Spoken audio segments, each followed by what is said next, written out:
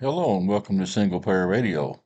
I'm Paul Hoppe, broadcasting from the Habron Building in Louisville on the WFMP 106.5 Forward Radio Community Network, where news, information, and entertainment is available 24 hours a day, 7 days a week.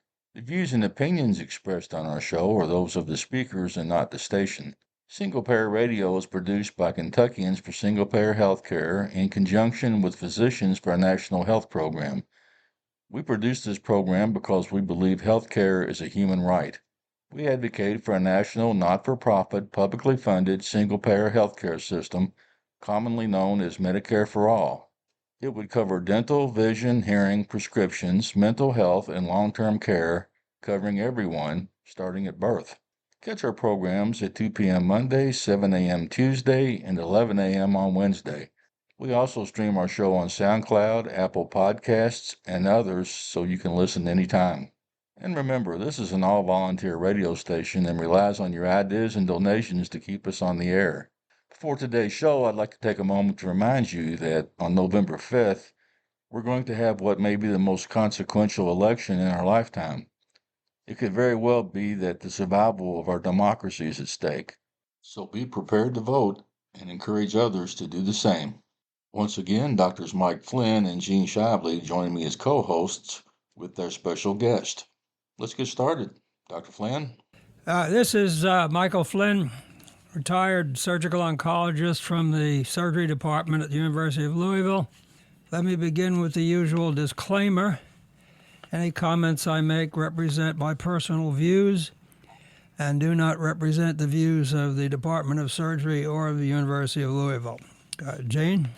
This is Gene Shively. I'm a retired rural surgery from Campbellsville, Kentucky, and anything I say does not represent the University of Louisville nor Taylor Regional Hospital in Campbellsville, Kentucky.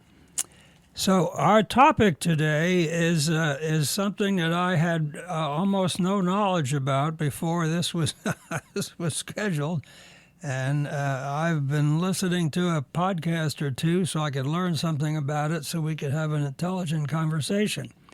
We have a special guest. The topic is blue zones. I'm not going to try to define it any more than saying that these are locations in different parts of the world. At least that's my understanding of it, where there's a somewhat larger component of the population that lives to be 100 years old or older. Our special guest is Don Henderson. Don has been on this program 2, 3, or 4 times. The last 2 programs, he discussed private equity in healthcare with us and artificial intelligence in healthcare. He is on the faculty of the Lake Erie College of Osteopathic Medicine in Bradenton, Florida, and is a Doctor of Health Administration. He also has an MA in Healthcare Administration and a Bachelor of Arts in Economics and Government. So, Don, thank you for coming on. We're all looking forward to an interesting conversation. And as we have done in the past, we're going to give you an opportunity to make whatever comments you'd like to make for as long as you'd like to make them, and then Gene will begin the conversation. So, Don, again, thanks for coming on, and the floor is yours. Well, thank you all for having me today, and I'm very excited to talk about this topic, which is blue zones, and I hope that the listeners will bring something out of this that they might be able to use in their own personal health journey. I thought I might start out today, if it's okay, just talking about just health in general, and then just a short definition of what blue zones actually are so that the readers can get some context for what we're going to talk about. Is that okay? Yes, that sounds excellent.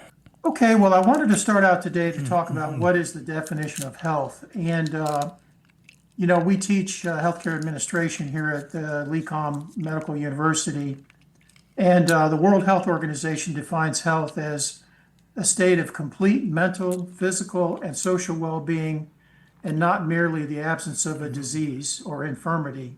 And this definition goes all the way back to 1948. And it talks about the philosophy of a shift from a purely medical treatment model to a more holistic view of well-being and health. And I would argue there's a spiritual component as well, which we can certainly talk about more later on.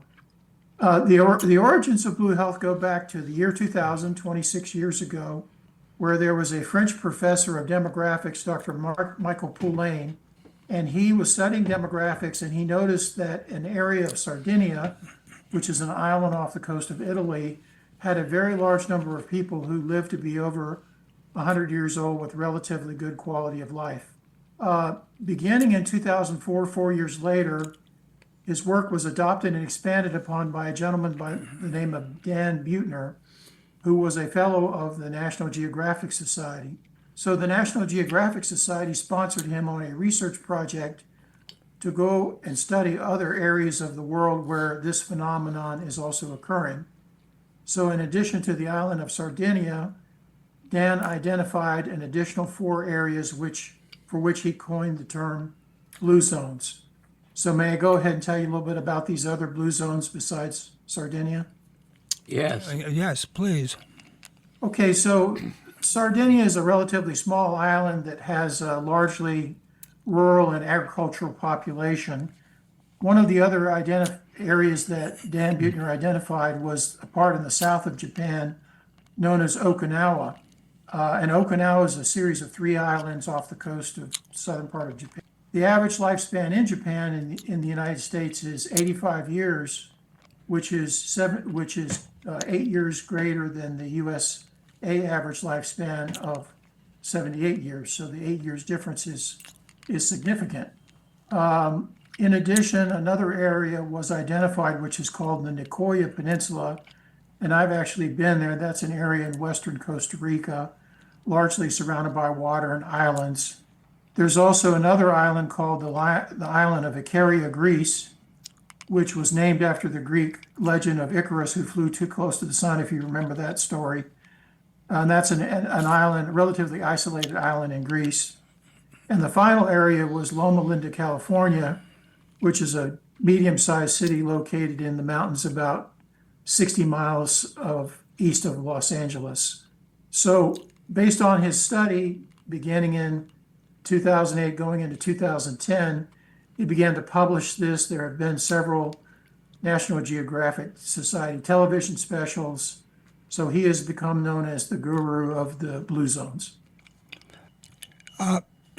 Don, from my limited experience listening to podcasts, the benefits or advantages, I guess, of living in a blue zone are a combination of diet, exercise, social interaction, intellectual stimulation, and genetics.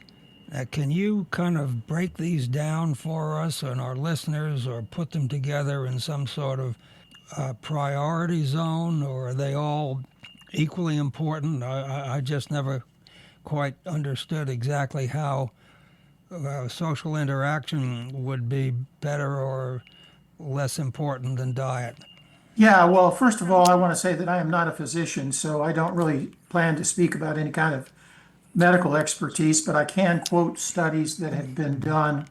Probably we might want to start out with talking about what the public health side of this is, because there is a science known as public health in the United States, and so through the years, the people that do public health have determined the prevalence of different factors that determine eventual physical health, morbidity, mortality. So there are 5 areas that public health talks about. So I'm going to give you the rough percentages, and please don't, quote me on this specifically, but about 30% or almost a third of your health and eventual longevity revolves around individual behaviors, such as your diet, your activity, your smoking, or whether you smoke or not, and the other daily lifestyle choices that you make. The social determinants of health account for about 25%. And there was a very famous public health study that was done in the city of Louisville, right where you guys are at, that talked about the fact that people that had higher income and higher education and higher employment status actually lived on average about 11 years old from one side of the city of Louisville to another. So we can find that study and quote it if we want to, but that was done by the public health director in the county there in Louisville at the time. Very famous public health study. Genetics and biology account for about 25%, which are inherited traits, biological factors. Medical care, I'm sorry to tell you this because I know you guys are physicians, but organized medical care accounts for only about 10% of eventual public health status, although obviously you cannot live without good medical care. And finally, the environment accounts for about 10%. So I hope those numbers add up to 100%. That environment would be the air, the water, quality of your housing, quality of your physical surroundings, and that includes even public safety. So I hope that was a quick and succinct summary of what public health believes at this time. Gene? Yes, Don, you mentioned social and having good friends and social environment, and also spiritual environment and spiritual belief. Can you elaborate a little bit more on that? Right. So I thought I thought we should start with sort of the public health definition of what brings community health together. And there are lots of communities that have taken this knowledge and apply it. One of the communities I'm familiar with is Tallahassee, Florida, which is the state capital down in the South. And they didn't use blue zones, but they used a very similar philosophy to improve the quality of the life there. There are large sections of Tallahassee that have lower income and disadvantaged people, so you don't necessarily need to adopt blue zones. But let me talk about the four main things of blue zones, if that's okay, to talk about how that's been adopted and then tied to these blue zone areas around the world. So the first area is the freedom of movement and the environment. So blue zone communities, when they studied them, they found that they are very condensed environments where people use foot transport or walking as the primary mode of getting around versus automobiles. In fact, many of these areas are poor areas where people don't even have automobiles. So they use constant low-intensity physical activities such as walking, gardening, and doing household chores, and they have to do that to survive. So then diet, you guys mentioned diet and nutrition. Diets are very heavily plant-based, relying on beans and rice, greens and nuts. Meat is not eaten every day. It's consumed lightly, sparingly. The third item is outset and mindset, which gets back to what you were talking about, Dr. Shively, such as knowing your reason for waking up in the morning. It's associated with added life expectancy. This includes for the elderly assigned tasks, giving them something to do, nurturing their passions and hobbies, veneration of the wisdom of the elderly, and frequent social activities. That also includes downshifting after work for those people that are working. The residents actively manage and reduce stress through daily rituals such as napping, praying, or enjoying a happy hour, which is also known as wine at 5, which I find funny. But they have moderate alcohol consumption that's associated. And then finally, something that you also alluded to is community and social connections, and that includes belonging to spiritual faith-based community, which provides a consistent support and sense of belonging. And that also includes loved ones coming first with multi-generational households, keeping aging parents and grandparents nearby, committing to a life partner, and investing time and love in their children. So all of that is kind of elaborate, but those are the components of the blue zone philosophy. How much of an issue is genetics in this? And the reason I'm asking is my parents lived until their late 80s. My father smoked. He had a watch that had an alarm that went off at 4 o'clock in the afternoon, which was time to get the first drink. And from a dietary standpoint, they almost never ate vegetables. He called them rabbit food. So my question is, how did these people live so? And they never exercised. how did these people who were doing all the wrong things last that long? Well, Well, yeah, I grew up in rural Kentucky too, out in Campbellsville, and there are a lot of things that play against that. I would argue, for example, most of the people that I knew when I was growing up lived on farms, and they did a lot of physical activity, and they did have faith-based communities, and they did have social structures, which we've lost a lot of that now. Dr. Shively, you wanted to also make a comment? yeah. Just give you an example. My mom and father had a group that they played cards with at least once a week. And these were 5 or 6 very close friends that they dealt with at least once a week, sometimes more. And they were very loyal to each other. They didn't always agree on everything, but they were still good friends. And uh, that's different now. There are a lot of people who don't have that type of social interconnection. Same way with small towns, and not only small towns, but cities who have faith-based communities that people interact with, and a lot of these people have something that they do to help others practically every day. When they get up in the morning, they have something to do, and they have meaning to their life rather than just sitting around watching TV or something like that. Yeah, so I think there are a lot of variables in play here. And one thing we can't deny is that these people in these blue zone communities live 10 years longer than the rest of us. And I don't know about you, but I'm kind of getting up there in years, and I'd like another 10 years of healthy existence. But we really can't say which of the factors have the biggest impact. I don't think anybody can determine what those variables are, but when you put them all together, all of the 4 or 5 components that I just mentioned, you live 10 years longer. So I think it's a philosophy. I think it's almost I hate to say this, but I think it's almost like a pseudoscience. It's not a hard science. It's more of a philosophy. Wouldn't you agree? Because that acknowledges that health is more than the absence of infirmity. It's a spiritual, it's a social, it's a mental health thing, don't you think? Mike asked a question just a few minutes ago about genetics, and I looked that up, and I was surprised. Um, Supposedly, genetics only plays about a 20% role in this. Now, I think some of the genetics, um, the genes haven't changed, but we've interfered with what those genes do. For example, just think of all the people you know, including myself, who've got a stent in the left anterior descending artery.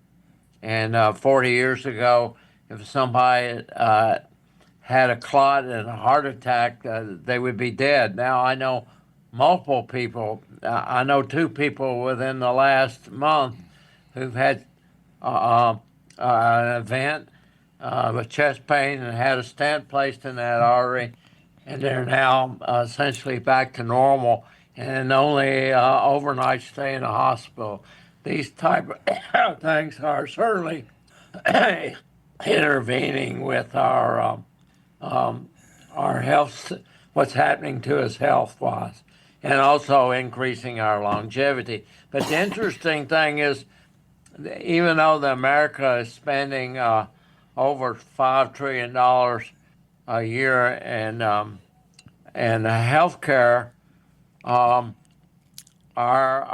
life expectancy is still below a lot of other developed countries, like Europe and Japan, South Korea, Australia. So we're doing some things incorrectly. I think some of those things are smoking, not enough exercise, uh, not eating the right type of foods. We eat a lot of processed foods, and obesity is a huge problem in America. It's also driving up the cost of health, one of the leading causes of of the increased healthcare cost in the last few years, and particularly last year, as these new drugs that we can use for diabetes and also weight loss. And they're great drugs, but they're extremely expensive. Well, we also have a dysfunctional healthcare system where a large proportion of the population either doesn't have any healthcare coverage or has only got limited healthcare coverage because of the cost of it, and it's going to get worse after this so-called big beautiful bill was passed by the ideologic Neanderthals in the legislature, the national legislature. Well, Kentucky, just starting next month, the 2nd of August, they're cutting Medicaid back 4.5%. And then Kentucky, over the next 10 years, will probably lose over $12 billion worth of benefits just for Medicaid alone. So, Don, you want to make a comment about that and how it's going to affect hospitals? And you've had a lot of experience in rural hospitals. And how are you approaching that issue in your school for teaching future administrators? Yeah, that's a tough question. I stay up in touch with our newsletters and trade journals and healthcare and that sort of thing. And there are largely I think we talked about this in a previous session podcast, but there's probably 20 or 30% of the hospitals in the United States that are sort of on the ropes. The number that keeps getting thrown out is 750 to 800 hospitals that are primarily rural will probably close. And so again, trying to switch this over to a blue zone discussion, the question is if the cutbacks are going to need to occur, then what can communities do? And one of the things I was going to mention is that the Blue Zone Project was formed, but then it was acquired as a not-for-profit subsidiary of the California Adventist Health System, which is a religious-based health system starting in 2010. So although the Blue Zone program does not operate for profit, it does charge fees to municipalities and other sponsors to promote and then certify communities as blue zones. So more than 80 communities across the United States have signed up and paid the fees to establish and maintain a blue zone designation. So I can't solve the problem of rural hospitals today, and I regret all of the cutbacks that are occurring, but one thing that communities could do is potentially, they have to do this, and as I said, I think it's more philosophy than a science, but they have to decide they want to do something to improve healthcare in their community. We know that the great majority of health status is not determined by organized medicine. So then the question is, what can they do? And every community's got to face that decision, whether it's a county or whether it's a city, whether it's a region. And I do have some data that I would like to share later about the Collier County, which is one of the counties in Florida that has adopted the blue zone designation. When you feel the time is right. Well, Don, let me ask because this is something I didn't realize. Now, can you explain what benefit? Just for the sake of discussion, we live in Jefferson County, so if they went to this blue zone organization that's run by the healthcare system in California and paid them a fee to be designated, do they have to prove something, or do they just pay the fee and then they can get the title? I think they pay the fee to the consultants, but the consultants basically work over a period of months. I don't think it's a for-profit enterprise. I don't want to try to. No, I understand that, but still, they're paying a fee to get a title, if you like, or a designation. You don't need to. Again, going back to Tallahassee, because I'm very familiar, I've been to Tallahassee numerous times for legislative reasons, but you don't have to do it with the blue zone designation. It's just that some communities choose to adopt that philosophy and pay the fees. And they don't get the blue zone designation easily. It takes 3 to 5 years. So it's not something that people have to do. It's something that different communities around the country, and they're scattered out. There's places in the Midwest, places in California, places in the East. They have drank the Kool-Aid, if that would be the right term, and they have decided that this philosophy is something that they want to adopt as a community. Well, what specifically, aside from drinking the Kool-Aid, what specifically do they have to do to justify that designation? Well, I'll jump in if it's okay if I jump into Collier County, which is located in Sure. Southwest Whatever Florida. way you need to answer that is fine. Okay, so this program in Collier County, which is the city of Naples and the surrounding area, this program, the Blue Zones program, was started 10 years ago by a physician, Dr. Alan Weiss, who I know personally. He's a pulmonologist, but at the time he also was the CEO of the big community hospital, Naples Community Hospital, and he learned about the Blue Zone philosophy, he studied it, and then he made a pitch to the county commissioners that they should adopt the Blue Zone program. And as we mentioned, there are a number of components. I think there's 9 or 10 philosophies that the community adopts. It basically involves the community members sort of like taking a pledge that they will engage, and there are specific things which we don't have time to go in today, but the Blue Zone peoples basically become like health coaches, and they will explain what's worked, because we've got 80 other communities that are doing this. So there's a lot of data on what works, what doesn't work. But I'll give you the results and then we can talk about how they got there. So since 2015 to the present time, which is 10 plus years, Collier County has reported a 59.1% drop in tobacco usage. It has one of the lowest rates of tobacco usage in Florida and in the country. The residents report improved mental health status. The surveys have shown a 17% reduction in stress and a 4% decrease in depression, with 79% of the population feeling that they are in a state of improved mental health. The county received a reduction in chronic illness of 23%, in obesity, and a 28% drop in poor nutrition, and that was even before Ozempic was invented. 20% of the residents began exercising regularly, at least 30 minutes a day, 3 times a week. One thing that I can attest to, because I visited Naples, is that the entire downtown area was reconfigured to make it more pedestrian and bike friendly. So there are expanded sidewalks. There's a lot of traffic circles that have been put in place of lights. There's safer pedestrian crossings. And there was also over 780 local restaurants, schools, and workplaces became Blue Zone approved by altering their environments to make healthy choices easier, such as modifying their menus, encouraging walking, providing bike racks.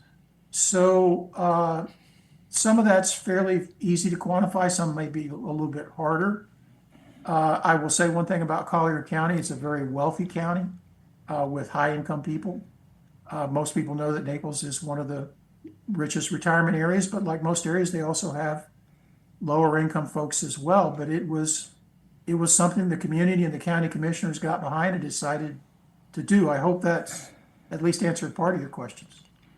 Well, that's interesting, because some of that stuff is going on here in Louisville. I don't know that anybody's trying to get a Blue Zone designation, but we've got more bicycle lanes, the sidewalks, and they're making some of the main streets two-way instead of one-way in order to cut down on the speeding and accidents that go on there. So that's a good answer. Thank you. Yeah, I think that my own belief is that you don't have to pay any money to the Blue Zones people. Although, coaching, why does anybody have a coach? Whether you're playing sports, whether you're practicing medicine, you have a mentor, you have a coach. Is it worth the investment?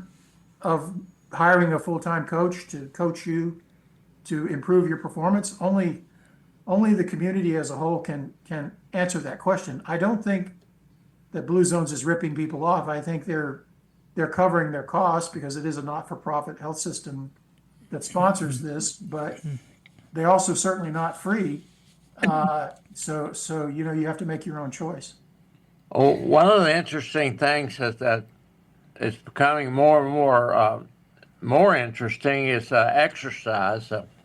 And I don't mean exercising like a athlete, but Susan and I recently have started going to exercise about the last 9 months, and we have our exercise coach, and we do it about 3 times a week, and it makes you feel better.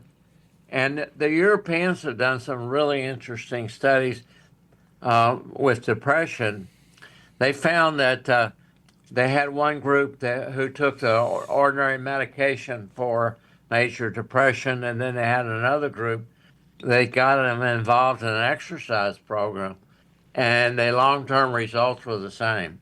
The people who took the medication and the people who did the exercise, the people who exercised depression did as well as the ones who took the medication. Yeah, I think you got to go back to the science of public health and what they call the built environment. That's what they call it in public health circles. So let's talk about the city of Minneapolis. Minneapolis is considered the #1 city in Minnesota for both the overall state of health as well as the quality of medical care. So they don't really cut corners up there. And the whole city of Minneapolis has been designed to be bike and walking friendly.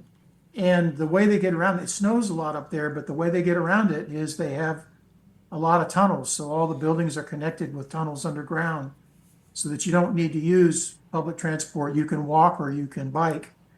And there actually are separate bike lanes and walking lanes that are separate from traffic, from automobile traffic.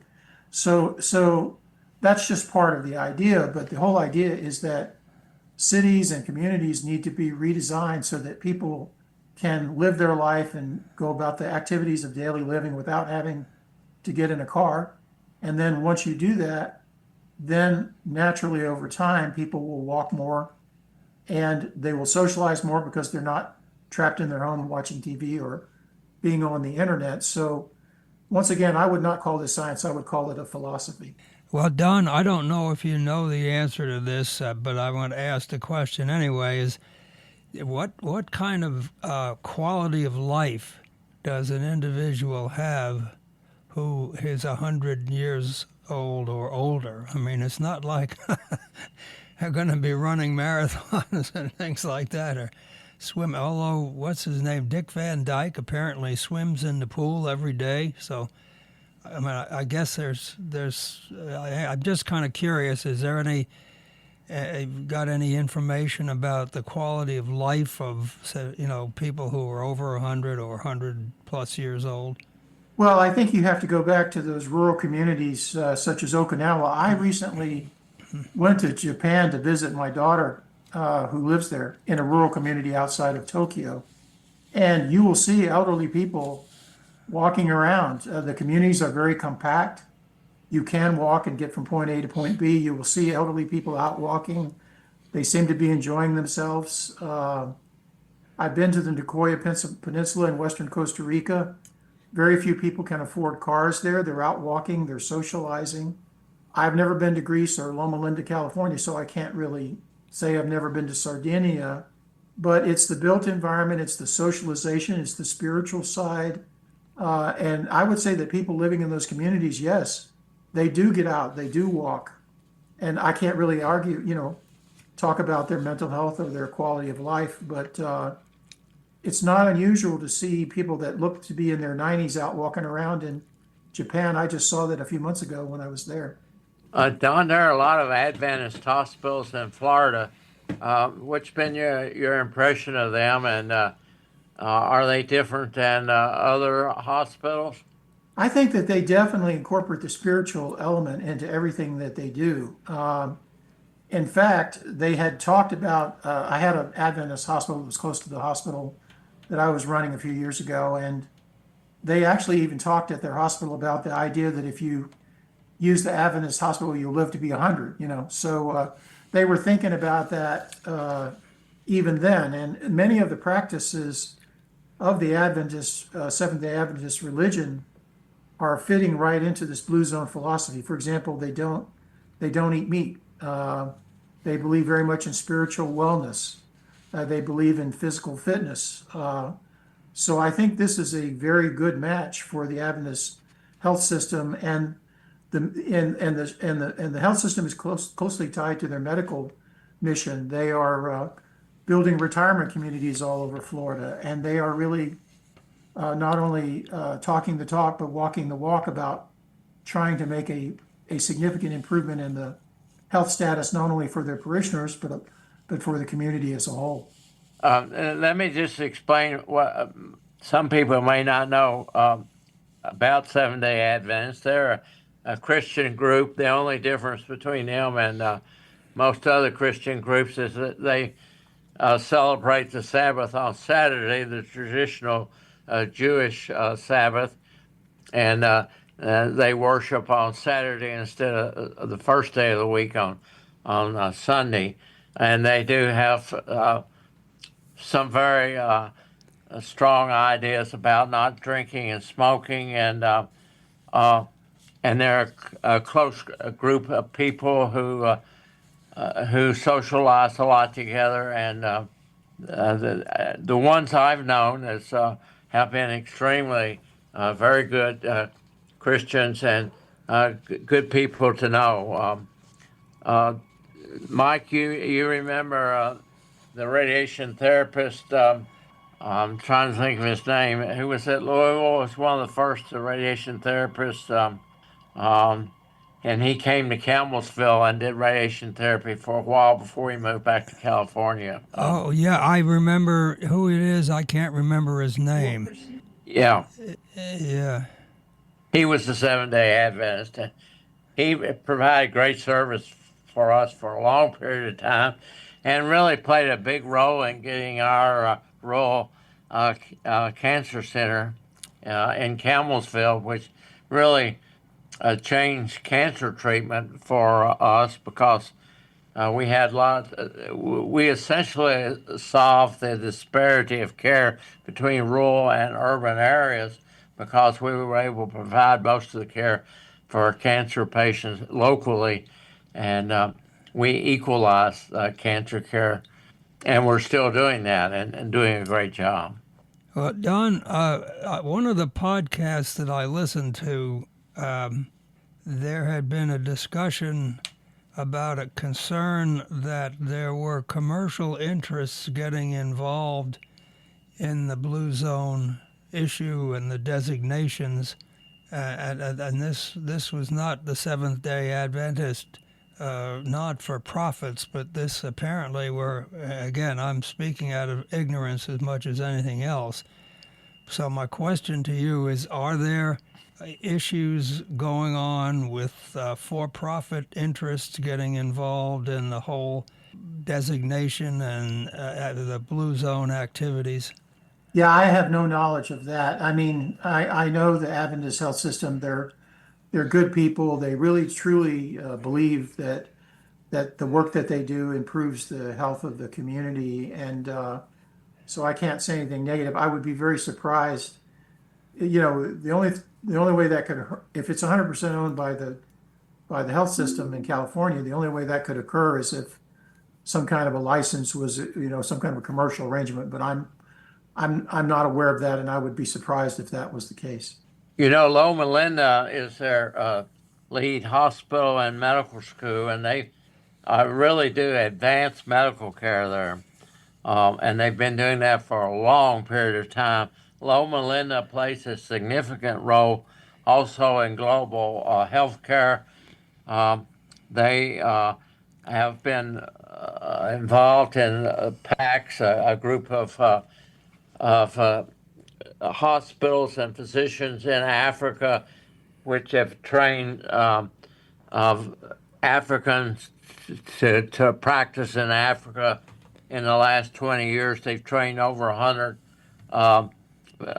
general surgeons to stay and work in Africa, and they're involved in multiple different countries in training not only general surgeons but thoracic surgeons, cardiothoracic surgeons, pediatric surgeons, and head and neck surgeons and orthopedic surgeons. They've made a great contribution to global surgery, and a lot of this has been led by Seventh-day Adventists and using the facilities and the help from Loma Linda.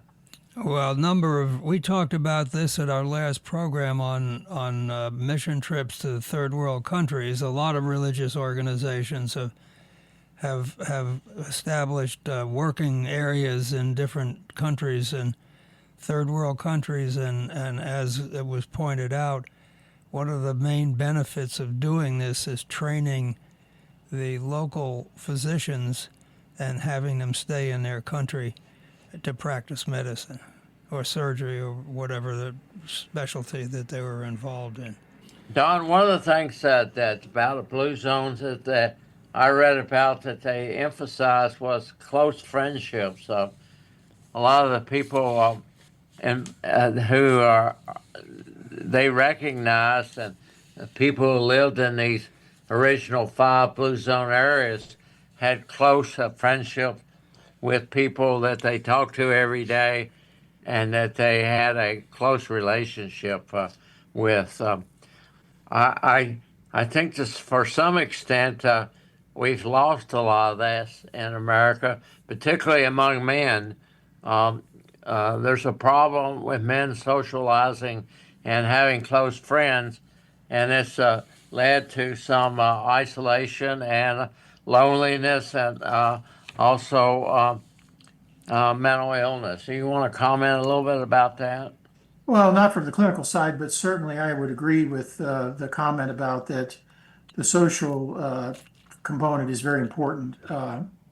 And so, in the blue zone literature, they talk about having a tribe, right? That there's a tribal, in other words, human beings are not really set up they're set up to thrive in a community and to not thrive if there is no community. And they call it a tribe, whatever term you want to use. Those are kind of natural in smaller town environments because, I partly grew up in a small town in Kentucky and everybody knows everybody. When I went down the street as a child, I used to go out and visit all the different establishments. I would be at my grandmother's jewelry store, and then they'd send me out into the road to get rid of me until sundown. And I would go around and visit other merchants and walk through the streets, and everybody not only knew me, but they knew what I was doing and where I was going. And if I got out of line, they would report it. So that tribal thing is a real need for human beings, and the question is, how can we bring that back? I would say people generally are tired of just being on the internet all the time, and they look for opportunities to socialize. I think it's a natural human emotion, and maybe we've hit bottom. It needs to come back the other way. The pendulum needs to swing back, and there are different ways to accomplish it. You can certainly accomplish it in a church, in a religious environment. You could accomplish it in many different ways. But I would certainly try to prescribe that if somebody that's listening feels like they've been isolated. I feel that that's not good for you, and you need to think about what you're going to do to try to increase your socialization, especially as you age out. Now, we talked about this in an earlier program a couple of months ago with Dr. Iden.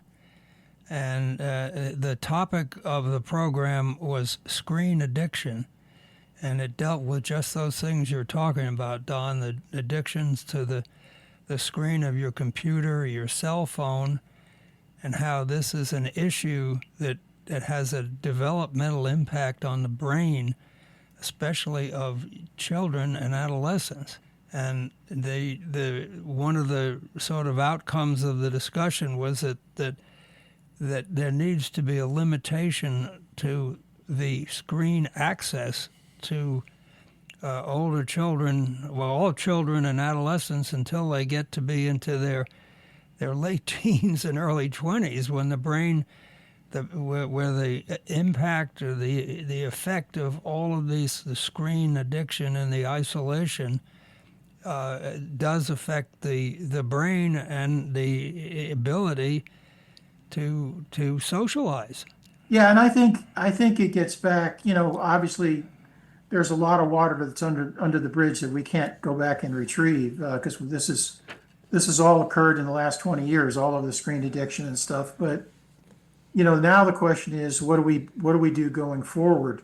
And so ultimately people have to be adopted or adopt themselves into a tribe. And that's why communities, smaller communities especially, are, and a religious is important, but any kind of a tribal type of activity and loyalty to a tribe and identifying with the tribe will do.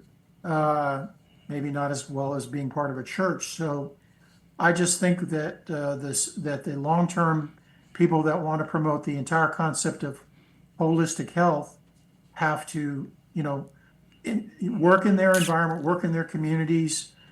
A big part of this is discussing this and making it public knowledge, like you guys are doing here today.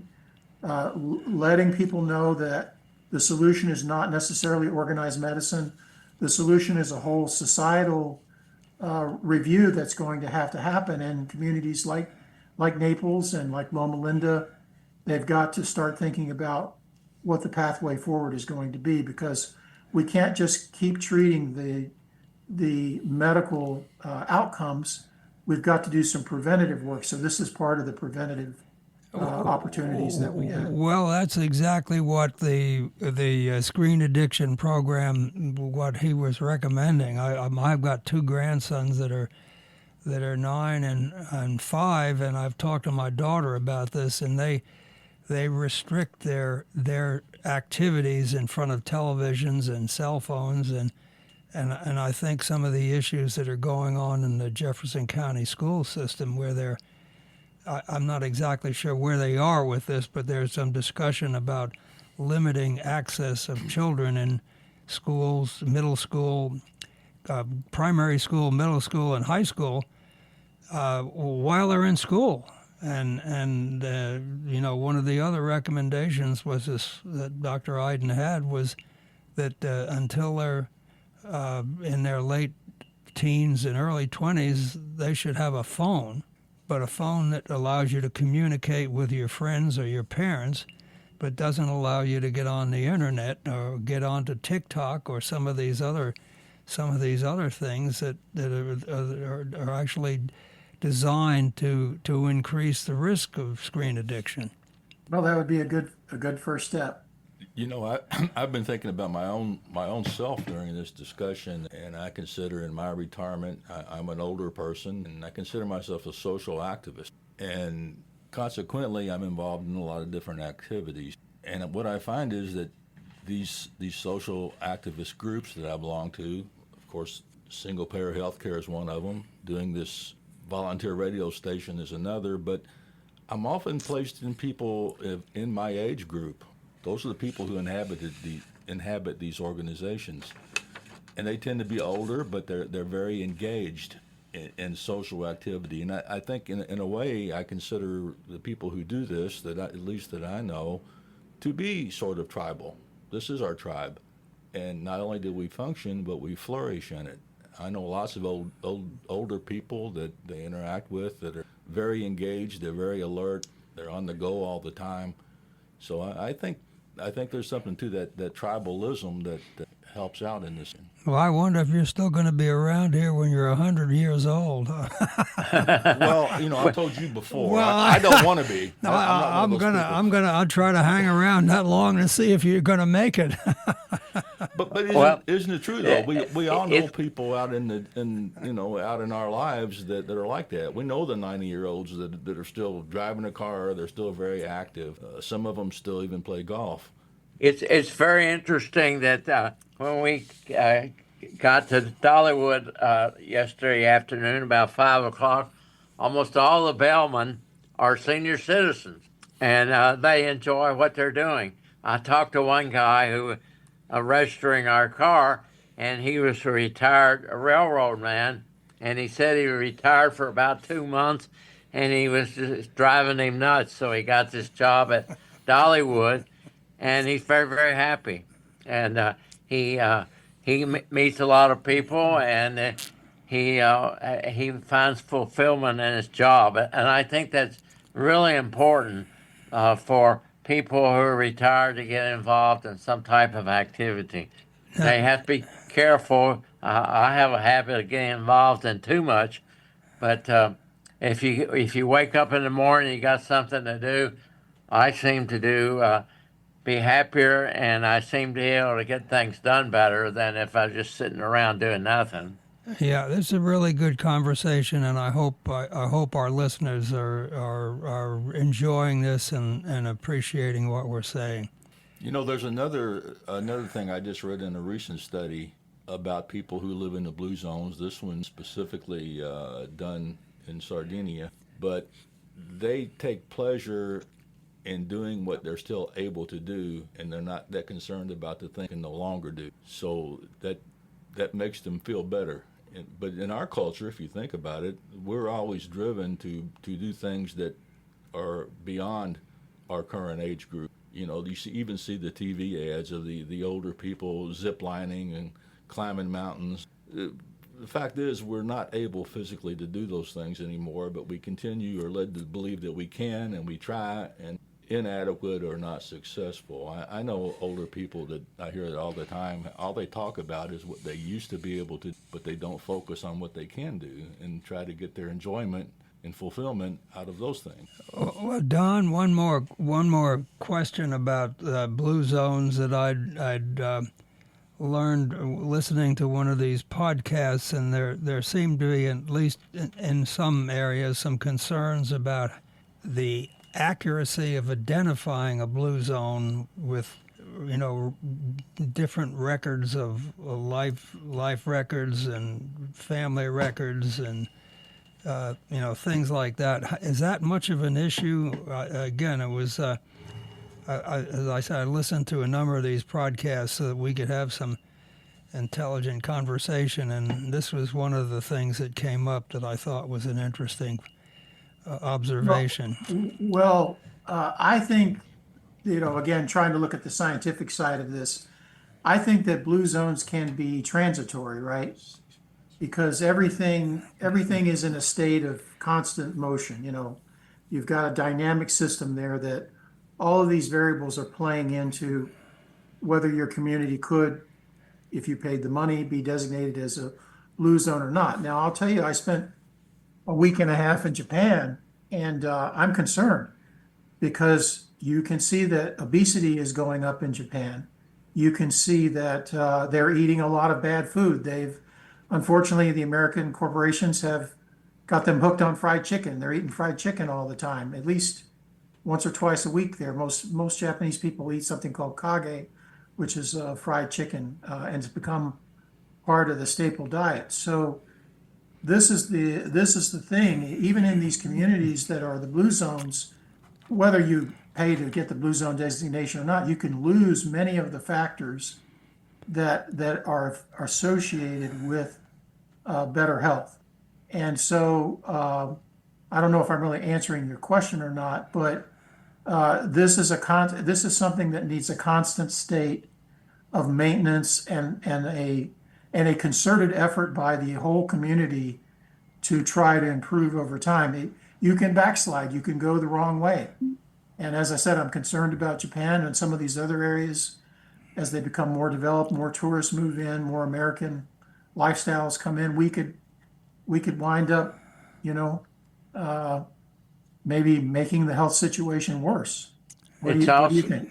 Yeah. Don, is it also true that the Japanese drink quite a bit of alcohol?